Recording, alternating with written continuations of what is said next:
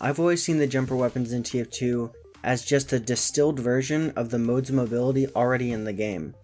Like how the sticky jumper or rocket jumper are just more powerful versions of the rocket launcher or sticky bomb launcher. They provide a massive amount of freedom for classes that already have a focus on mobility. There are also unintended mobility weapons in TF2, which provide mobility for classes that weren't even supposed to. At this point in the game's life cycle, you can pretty much assume that if something explodes, someone has documented how to rocket jump off any explosion. This video will serve as a collection of the ways, tricks, and strategies used with TF2's jumper weapons and some standout ways players have found to gain an advantage on their opponents.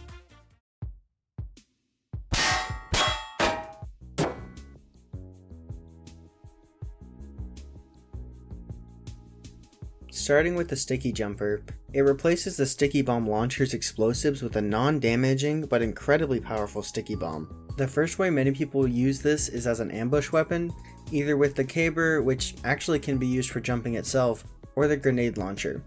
It can be incredibly effective if you are skilled enough to pull it off, usually with jumping into a group of enemies, making a pick, and then jumping out before getting surrounded.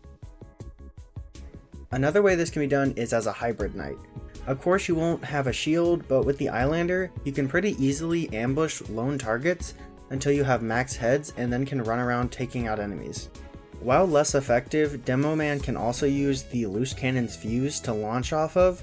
This can be especially helpful on hybrid knight loadouts, allowing you to close the distance between an enemy and still have your shield charge ready. And of course, while covering Demoman, I can't not include Trimping.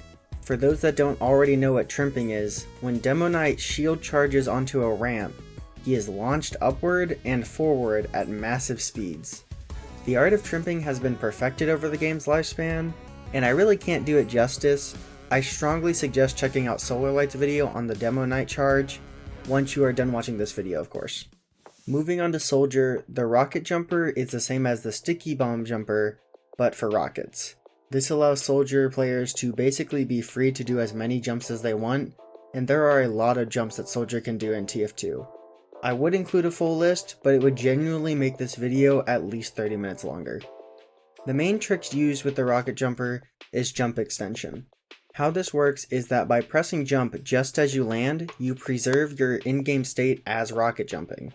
This is important because of the Market Gardener, which gives you crits while rocket jumping. So theoretically, you can infinitely preserve the rocket jumping state, meaning you can infinitely have melee crits. The Soldier also has a weapon similar to the loose cannon in the Beggar's Bazooka. It has an overload mechanic that, if done by a wall, pushes the Soldier backwards. This means that Soldier players can change their direction mid-flight and extend their rocket jumps. The Engineer also has some mobility mechanics. Sentry Jumping is when the Engineer uses the Wrangler on a level 3 Sentry to basically rocket jump with the Sentry. He can even gain more distance with the bullets from the mini or normal Sentry. This is especially powerful when paired with the Rescue Ranger's teleport, which allows the Engineer to set up nests in unusual spots where enemies won't be expecting. The Engineer can also use the short circuit for small jumps. When near an enemy, if the short circuit is shot at the Engineer's feet, he will be sent slightly upward.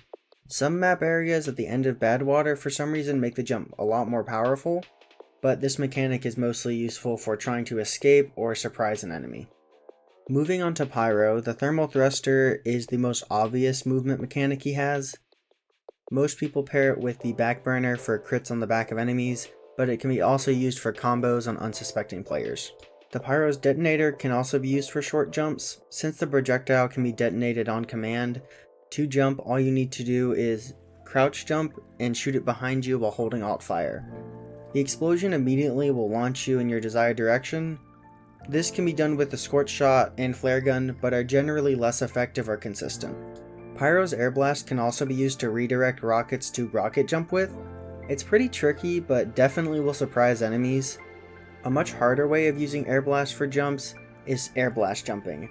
I think it works by being on an enemy and then airblasting, which will launch the Pyro upward.